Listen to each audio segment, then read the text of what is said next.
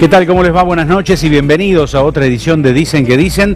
En el programa de hoy vamos a tener a dos escritoras. Vamos a tener el gusto de recibirla a la ensayista Beatriz Sarlo. Habla de su libro Viajes, quizás el libro más personal sobre los itinerarios que han marcado su vida. Y también vamos a estar con la periodista Laura Di Marco. Anticipa detalles de la biografía no autorizada de Cristina Fernández de Kirchner, un libro que revela datos desconocidos de la presidenta. Con Beatriz Sarlo, con Laura Di Marco, vamos a hacer esta edición de Dicen que Dicen después de los auspicios.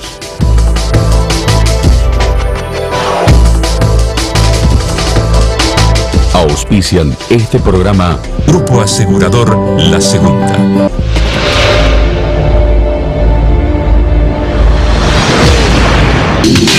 Municipalidad de Rosario.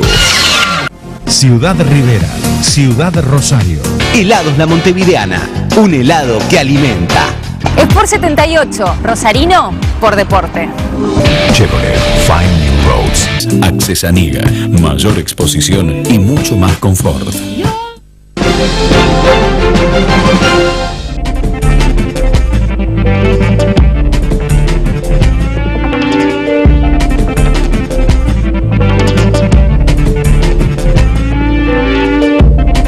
Va a ser un gusto recibir a Beatriz Sarlo, fundadora de la revista Punto de Vista, docente invitada de las universidades más prestigiosas. Ha editado Viajes de la Amazonia a Malvinas, un texto que rescata del olvido los recorridos hechos en su juventud durante los años 60 y 70 por los territorios de una América Latina atravesada por revoluciones y otros más cercanos en el tiempo. Beatriz, bienvenida al programa. ¿Cómo estás? ¿Cómo te va? Gracias. Bueno, ¿cómo fue hacer este retorno al pasado? Viajes es una respuesta a esos nuevos lectores que te conocen más por tus textos políticos, quizás. No es una respuesta a nadie. Yo te diría que es un recuerdo que de repente me asaltó, una serie de recuerdos que de repente me asaltaron. Hace 5 o 6 años... Una de las personas que viajó conmigo, que se exilió en Venezuela y ahora vive en Chile, sí, me empezó a mandar unas fotos digitalizadas. Las fotos se veían muy mal, están colgadas en la página de Planeta de todas maneras, pero no se pudieron reproducir en el libro porque eran realmente malas y desvaídas, son muy interesantes y en pantalla se ven muy bien. Y yo me pregunté, ¿para qué me están mandando estas fotos? ¿Qué es este recuerdo de la década de mediados de los años 60? ¿Por qué aparece de este modo acá? Y bueno, de repente dije, pero acá hay algo. Yo acá tengo algo, yo tengo algo que contar, yo tengo una escritura potencial, tengo un relato acá. Y me surgió la idea de contar no todos los viajes que hicimos por América Latina, sino elegir algunos. No sé si son los más espectaculares, pero son los últimos viajes, yo te diría, en un continente que iba a ser el continente de la revolución y que no era un continente turístico.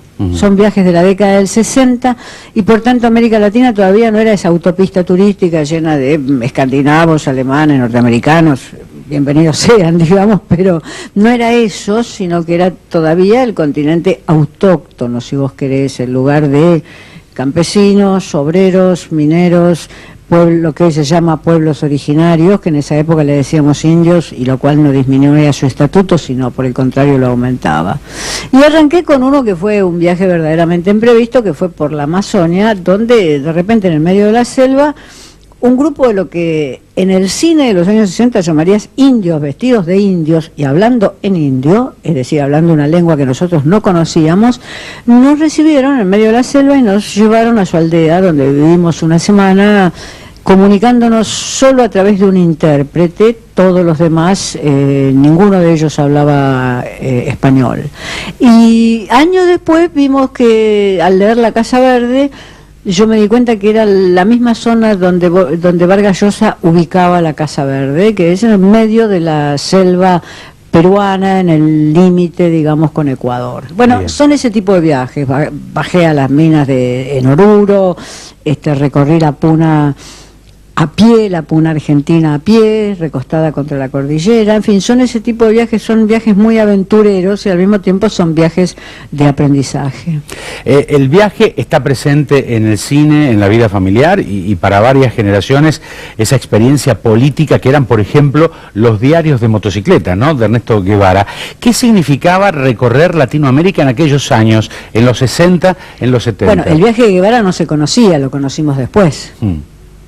Entonces, no es que teníamos como modelo el viaje de Guevara, sino que repetíamos el mismo modelo que había hecho Guevara. Correcto. Es decir, era el mismo tipo de viaje.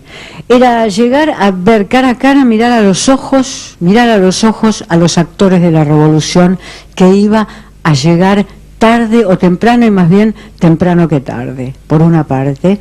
Y por otra parte era afirmar el paisaje de esa revolución, el paisaje donde iba a alumbrar el aura de esa revolución. Sí. Vos me dirás, estábamos muy equivocados, sin duda. El Che Guevara murió por esa equivocación en Bolivia. Y si vos tenés el libro en tus manos, en la tapa de ese libro aparece una foto donde las montañas que se ven atrás son las montañas detrás de las cuales el Che, meses después, iniciaba su guerrilla. ¿Y en qué medida influyeron en tu pensamiento estos viajes, Beatriz? El libro comienza diciendo que somos hijos de los viajes, pero no solamente de los viajes que hicimos cada uno de nosotros en términos personales, sino que en un país como la Argentina todos somos hijos de inmigrantes.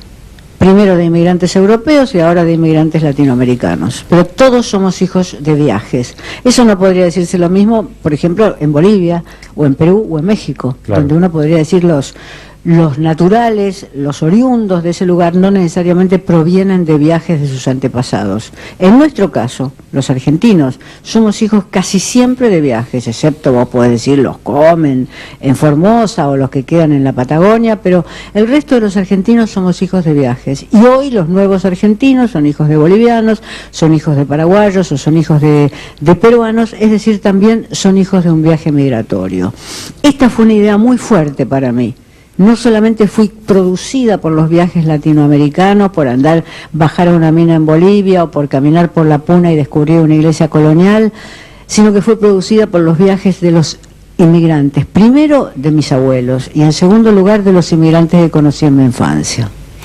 Beatriz, en la película El Gran Pez, inolvidable, de Tim Burton, Edward Bloom es un hombre que relata momentos de su vida añadiéndoles características fantásticas. La realidad y los recuerdos se van distanciando con el tiempo. ¿La memoria hace trampa al recordar? ¿Siempre hace trampa al recordar la memoria? Si la memoria hace trampa, nunca podríamos saberlo. Es decir, yo no sé si mi memoria me hizo trampa. Estaba muy atenida a las fotografías que me permitieron reconstruir gran parte. Lo que no estaba segura en general no lo sé. Y después había un segundo elemento que para mí fue importante. Yo no estaba contando un viaje que hice sola o viajes que hice sola. Fui con 2 o 3 personas más. Es decir, que de alguna manera me estaba metiendo con los recuerdos de otro. Y cuando uno se mete con los recuerdos de otro tiene que tener el mayor cuidado. Ahora, a tu pregunta, nunca podremos saber si la memoria nos hace trampa. Es la pregunta irrespondible por excelencia. Beatriz, los argentinos nos apegamos a la nostalgia, los brasileños a la saudade, esa especie de recuerdo con alegría y con dolor que no tiene traducción. ¿Cómo fue tu modo de recordar a partir de esto? No, cero, yo soy cero nostalgia. No tengo ninguna nostalgia ni por mi infancia, ni por mi juventud, ni por nada. Mi vida ha sido muchas veces un conjunto de equivocaciones, a veces ideológicas, a veces políticas, a veces personales. La nostalgia es un sentimiento que ignoro por completo. O sea que no digo qué lindo cuando viajaba de este modo. Simplemente no hablo de los viajes que hice después porque me parece que son viajes más cosmopolitas, que refuerzan una idea de que yo soy solamente una persona cosmopolita y europeizante. Entonces elegí hablar de estos, pero verdaderamente cuando leas el libro, cuando se lea el libro, vas a ver que no hay rastro de nostalgia. Por el contrario, estoy representando a una muchacha muy joven, que era yo, que está muerta, que la recreé, aunque ella está muerta, y sobre la cual no siento ni admiración ni ninguna otra cosa, siento el cariño por alguien que fui yo, como el cariño que vos podés sentir por una fotografía, pero que no me despierta el sentimiento de nostalgia. Bien. Es un sentimiento que ignoro, o que tengo muy reprimido, no lo sé. Viajes asoma como un libro inesperado, ¿no? Era una suerte de necesidad interna, cambiar de aire, te pesaba el rótulo de intelectual, crítica acérrima del gobierno, muchas veces impuesto por los medios de comunicación. Y sí, por un lado uno tiene que estar agradecido a todos los reconocimientos públicos que se hagan, incluso a los insultos, porque los insultos marcan que uno tiene una presencia pública. Pero por otro lado, yo también siento que aquellas que son mis vocaciones más originarias, como puede ser la literatura o la historia de la cultura en la Argentina, han quedado como desplazadas por esta imagen pública. No en mi propio trabajo, y quizás tampoco en los libros que publico, pero sí en la imagen pública. De repente encuentro en Twitter tweets que dicen: Sarlo, ¿por qué no se muere? Y además, ¿dónde estudió? ¿Publicó algo alguna vez? Y entonces yo digo, ¿cómo ha quedado mi imagen pública teñida de mi intervención política? Con eso no pienso compensar nada, porque además, te repito, tener una figura de cierta notoriedad pública no es, puede llegar a ser una carga en un determinado momento, pero al mismo tiempo es un reconocimiento. Incluso los insultos son el reconocimiento de que uno existe. En el texto advertís sobre el pintoresquismo y la falsa empatía de las clases medias viajeras en los encuentros cara a cara con la pobreza. ¿Había cierta inocencia en pensar que se podía cambiar el mundo solo con llegar a los lugares más postergados, lejanos? Sí, por supuesto. Era una especie de optimismo que confiaba en el directo en directo, para decirlo en términos televisivos, pero era un optimismo que confiaba en que uno hacía en directo las cosas que en directo se iban a producir ineludiblemente. Había un optimismo que desconocía la enorme cantidad de dificultades que iba a atravesar América Latina, aún cumpliendo algunas de sus promesas, desconocía todo eso.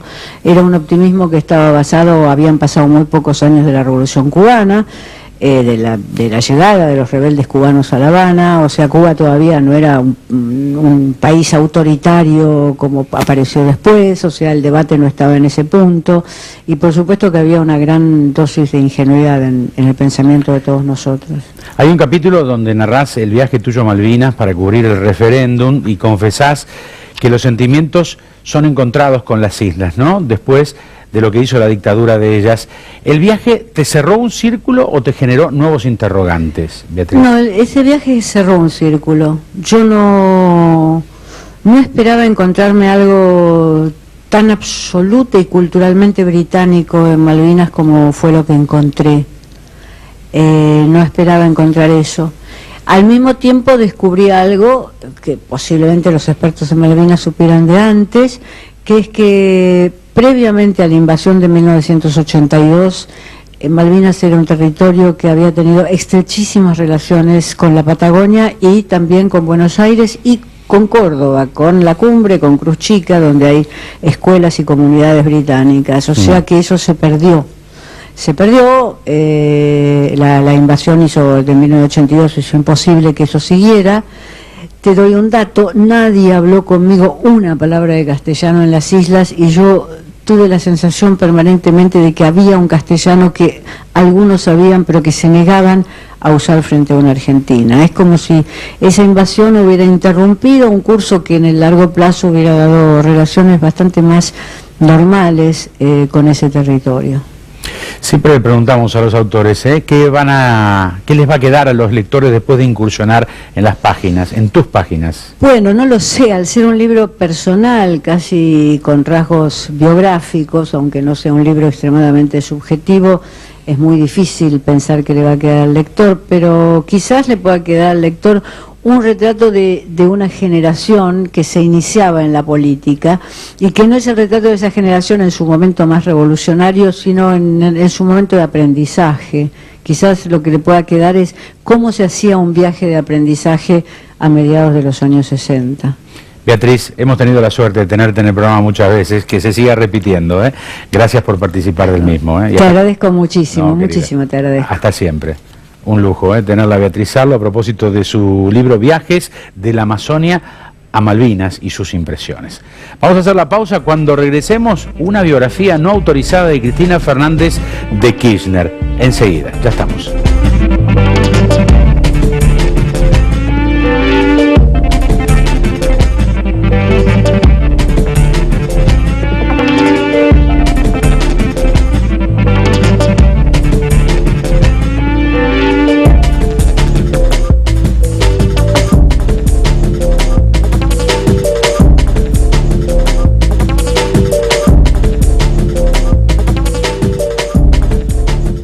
Grupo Petersen, desde 1920, construyendo el país.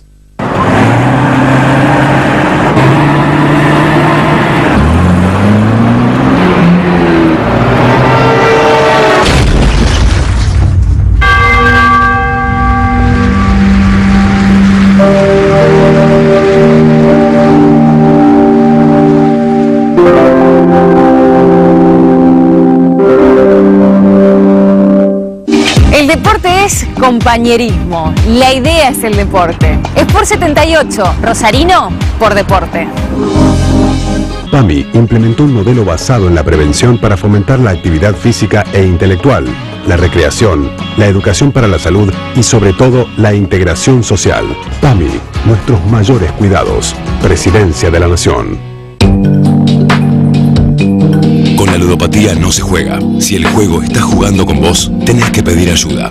Comunicate al 0800-444-4000. Programa de atención a jugadores compulsivos. Lotería de la Provincia. Buenos Aires. Activa como nunca. Gobernación Daniel Scioli. Grupo Asegurador La Segunda. Soy del equipo de La Segunda. Si somos exigentes con todo, ya es hora de ser exigentes y pedir la factura. Ay, tráeme la factura, por favor. Porque dar factura es una obligación, pedirla es tu compromiso y exigirla tu derecho. Así podremos tener más unidades de pronta atención, más policías en las calles y más recursos para la educación. Buenos Aires activa como nunca. Gobernación Daniel Scioli y ARBA. Con el crédito Primera Casa BA de la red En Todo Estás Vos, se puede. Lo creamos para que puedas acceder al sueño de la casa propia. Anotate en buenosaires.gov.ar/Primera Casa BA. Buenos Aires Ciudad. En todo estás vos.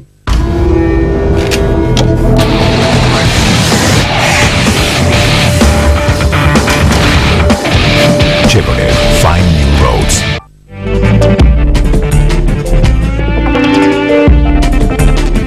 La vida privada de un dirigente suele marcar a fuego su lógica política. La periodista Laura Di Marco reconstruye los lazos que unen la historia personal, familiar y política de la presidenta con su nuevo libro, Cristina Fernández, La verdadera historia. Y está Laura aquí en el programa. Bienvenida. ¿Cómo estás, Laura? No, ¿qué tal, Alberto? Muchas gracias por la invitación. A vos, ¿eh? Bueno, uno de los puntos fuertes del libro está vinculado al padre de la presidenta. ¿Cuánto pesó el hecho de ser hija de madre soltera en la configuración de la personalidad de Cristina Fernández, Laura? Bueno, me gustó la introducción que hiciste porque en realidad esto es lo que yo pienso con la vida personal de un de alguien. En general, bueno, si es dirigente político mucho más porque lo padecemos o por lo menos tenemos las consecuencias todos, marca a fuego su vida política. Y lo que es un hecho es que Cristina Fernández es hija de madre soltera. Luego está en disputa, bueno, si el padre oficial, el que todo el mundo pensaba que hasta este momento era el padre, que es Eduardo Fernández, lo es o no lo es, que eso es otra historia, ¿no? Pero el hecho de que es hija de madre soltera, ella misma, muy al pasar, lo ha dicho, se lo dijo a su biógrafa oficial, Sandra Russo. Yo creo que es fundamental ese hecho y que de algún modo, hasta ahora nadie lo había advertido, pero yo como me metí por esa puertita, también la pone en línea con Eva Perón, a Cristina Fernández. ¿Por qué a mí me parece esencial? Porque creo que eso la marcó, la determinó, para construir luego una pareja fuerte, una pareja casi fanática con Néstor Kirchner, que además de ser su marido, mi hipótesis ahí es que además funcionó como un padre sustituto, porque ahí no había una relación de pares, sino una relación de poder entre ambos, ¿no? Entre los dos. Así que bueno, la marcó a fuego, marcó, digamos, un poco el ADN de ese matrimonio político y también de algún modo el de la década kirchnerista. Laura, en la retórica de la presidenta a veces se percibe una pincelada de esa suerte de rabia que estaba presente en Eva Perón, ¿no? Por ejemplo. Sí, claro, sí. Sí, por supuesto. Bueno, ¿es un recurso de la oratoria o hay puntos de contacto entre estas dos mujeres que nacieron en un suburbio y que no fueron reconocidas por sus padres, respectivamente? No, en mi mirada es un punto de contacto entre estas dos mujeres que nacieron en un suburbio y no fueron reconocidas por sus padres y tuvieron una ausencia clara de la figura del padre, ¿no? Porque aún si Eduardo Fernández, el señor colectivero, fuera su papá biológico, no se entiende bien cómo es que este hombre se incorpora o empieza a vivir con la mamá de Cristina y Cristina cuando Cristina tiene 5 años. Esto, la verdad es que no se entiende bien, en ninguna de sus dos biografías oficialistas se explica. Es un punto, entonces bueno, digamos, hay una ausencia de padre, ya sea que él fuera el padre biológico o no lo sea. Yo la verdad es que creo que no lo fue, pero no importa, aunque lo fuera, hay una ausencia de 5 años que marca fuego a cualquier persona, mucho más a una mujer siendo su papá, ¿no? Y vos sabés que yo ya desde la cámpora vengo trabajando el peronismo como una saga familiar. Y vos sabés que en las sagas familiares y en la historia hay repeticiones. De algún modo uno muchas veces repite, sin saberlo, viejas historias familiares. Para mí el peronismo lo es, conforma una familia. Y bueno, este dato la pone en línea con de algún modo con su madre política, que es Eva Perón. Y yo creo que hay un montón de huellas de familia, ¿no? La bronca, el resentimiento en algún punto. Yo digo, el resentimiento no curado, ¿no? Porque el tema es no curarlo. Yo digo, como a veces los enojos muy viejos pueden llegar a dividir un país, y por eso es que tiene traducción política. No podemos entender a Cristina sin entender esta parte de la historia, ¿no? De su historia. Vos hablás de una infancia humilde en Tolosa, una escuela no mencionada en las biografías oficiales y el ascenso social en la adolescencia. ¿Hay una parte de su vida que la presidenta elige dejar atrás y no decir nada al respecto? Sí, hasta el momento sí. Digo, me causó sorpresa cuando hace unos días, como yo estoy haciendo mucha prensa por este libro, el libro va primero en el ranking de ventas, por suerte digo, porque la verdad que hay mucho esfuerzo detrás y mucho trabajo. Sí. Hace unos 3-4 días la presidenta salió diciendo que ella había nacido en una casa sin cloacas y que había sido muy pobre. Yo te aseguro que hace 10 años que la sigo, y por supuesto hace 2 años que estoy totalmente enfocada en su discurso y jamás le escuché decir eso. No sé si es alguna repercusión del libro o que si se puso en contacto con su historia verdadera, bienvenido sea, ¿no? Siempre la verdad es buena.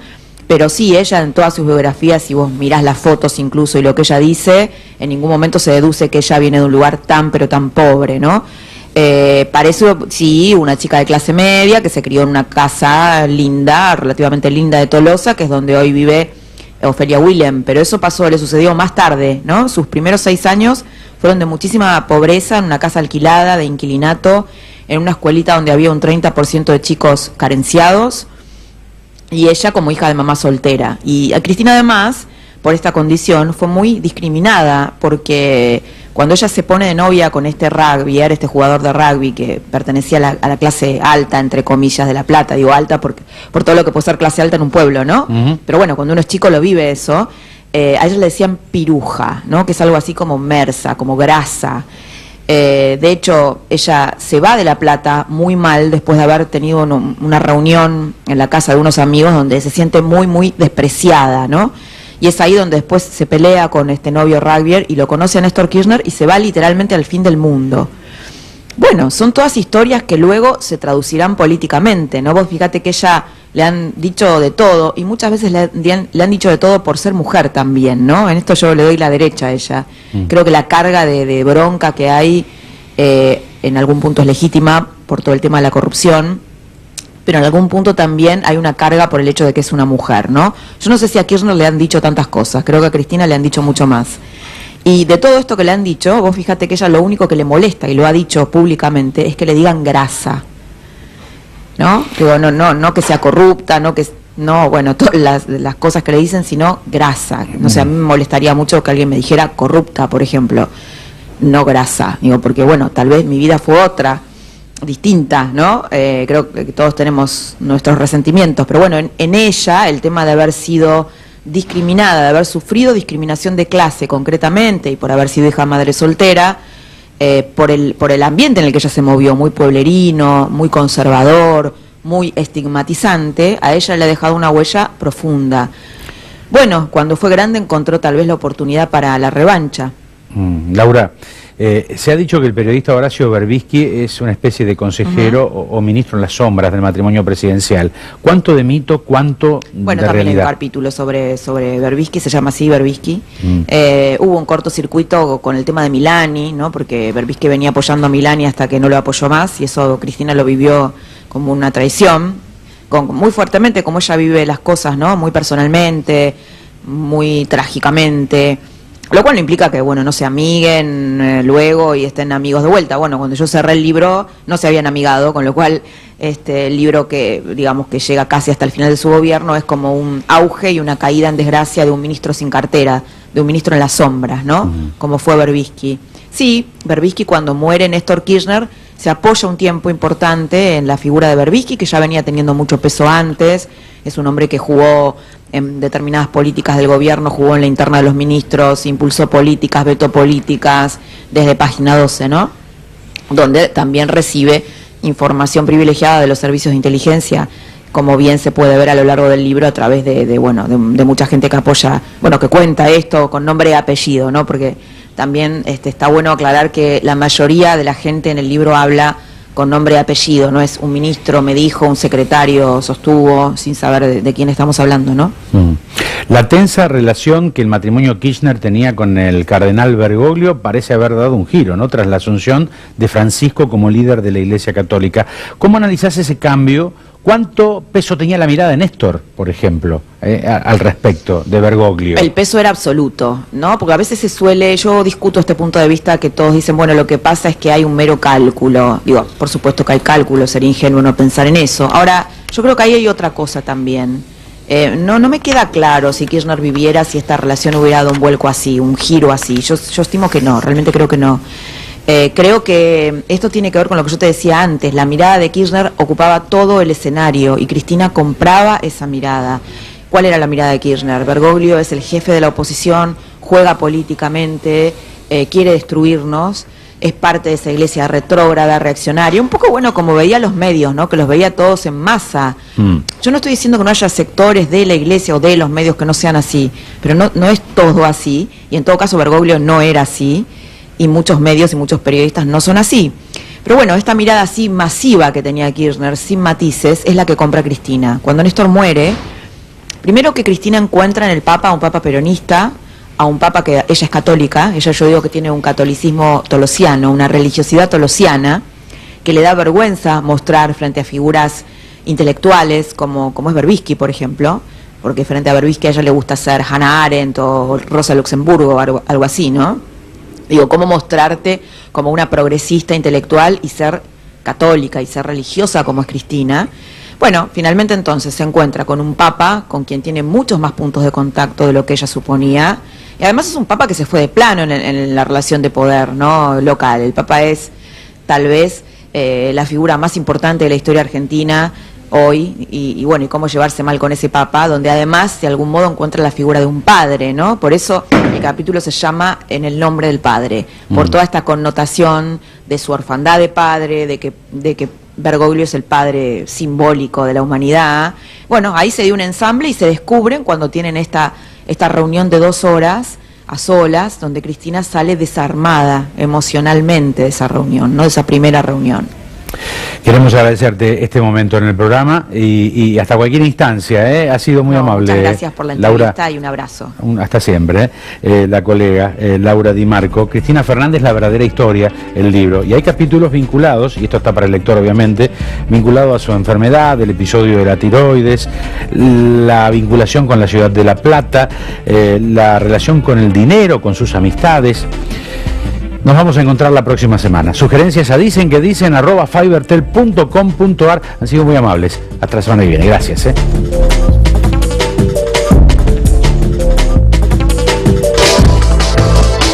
Auspiciaron este programa Grupo Asegurador La Segunda.